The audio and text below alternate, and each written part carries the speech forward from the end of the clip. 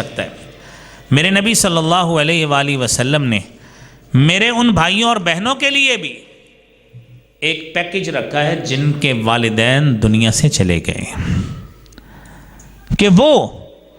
اپنے والدین کے ساتھ کس طرح حسن سلوک اور نیکی کر سکتے ہیں، کہ ان کا کیا بھی حسن سلوک شمار ہوتا ہے۔ صحابی رسول سیدنا ابو سعید ساعدی رضی اللہ تعالیٰ عنہ حدیث بیان کرتے ہیں، سنن نبی داود کی 5142 نمبر حدیث،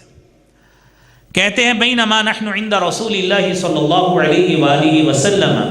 ہم اللہ کے رسول صلی اللہ علیہ وآلہ وسلم کے پاس بیٹھے تھے، جاءہ رجل من بنی سلمہ، قبیلہ بنو سلمہ کا ایک آدمی آتا ہے اور آ کے کہتا ہے هل بقی من بر ابوی شیء ابرہما بعد موتہما،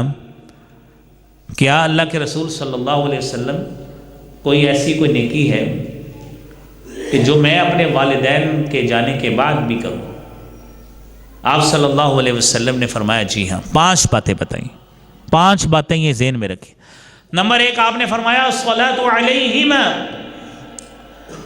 ان کے لیے آپ نے نماز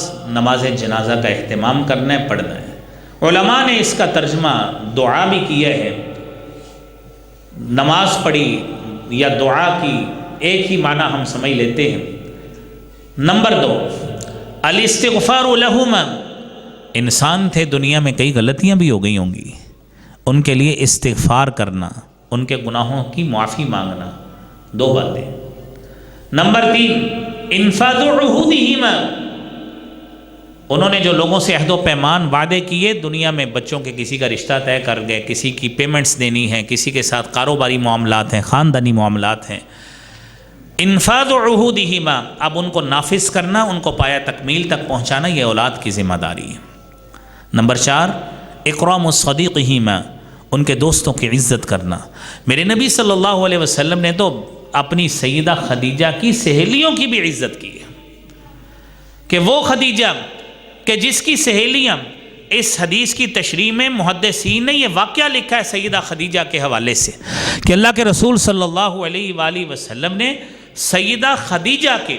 جتنی سہیلیاں تھیں، ان کی وفات کے بعد جب قربانی کرتے، جب بھی ہوتے، سیدہ خدیجہ کی سہیلیوں کو پہلے اس میں یاد رکھتے تھے کہ یہ خدیجہ کی سہیلیاں تھیں، اب اس کے جانے کے بعد اس کا دھیان ہم نے رکھنا ہے۔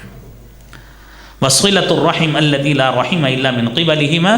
اور وہ رشتہ داریاں جو ان کی طرف سے ہے ان کو ملا کے رکھنا۔ ماں نہیں ہے اب ماموں سے ملنا ہے،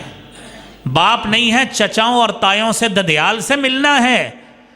یہ کیسا سلوک ہے کہ جیسے ہی والدین چلے گئے تو ددیال بھی گیا تو ننیال بھی گیا،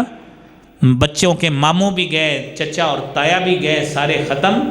میرے عزیز بھائیو، یہ کام مسلمان مومن کا نہیں ہے۔ جو باتیں آپ سن رہی ہیں اس کا تقاضا نہیں ہے،